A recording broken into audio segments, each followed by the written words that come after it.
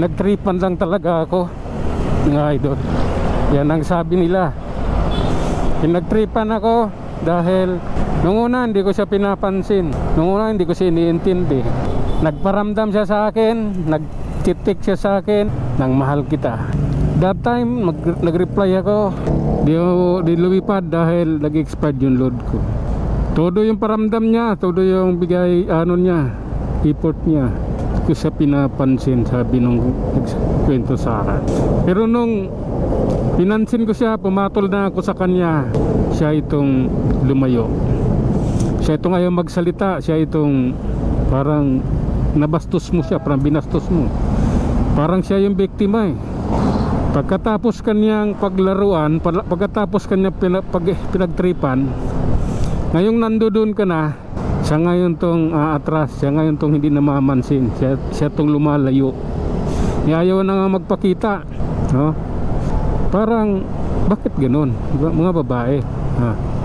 At ang gulo nyo, kayo to nag-umpisa, bakit hindi nyo tinapos? Dapat pag inumpisahan nyo, tapusin nyo. Iloko, pinagtripan ninyo yung tao, nung inintindi na kayo, puminatulan na kayo yung lumayo, iniwan ninyo siya. Umasa siya na pansinin mo, pero ang katotohanan malabo pa sa sabaw ng pusit. Sana hindi ganun, sana huwag pagtripan. Pag-ibig yan, pagmamahal yan, hindi yan pinaglalaruan. Siniseryoso yan, pinaglalaban nga nila ng patayan yan. Tapos sa'yo, ang hindi lang talaga pinakaano talaga doon, ang hindi talaga maganda, ikaw yung nag-umpisa, ikaw yung nag-effort, ikaw man na babae. Tapos nung nandyan dyan na, bakit ayaw mo? Dahil ba hindi kayo magkano? Hindi kayo pareho ng kalagayan sa buhay? Ganun ba yun? Kasi mayroong ganun eh, discrimination. Ganun ba yun?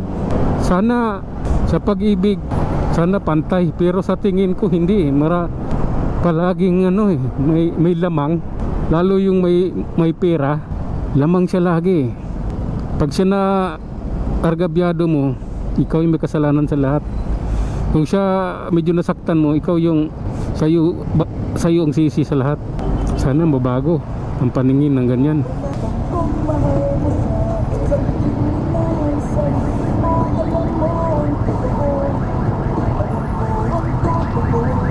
Wala sanang ganunan.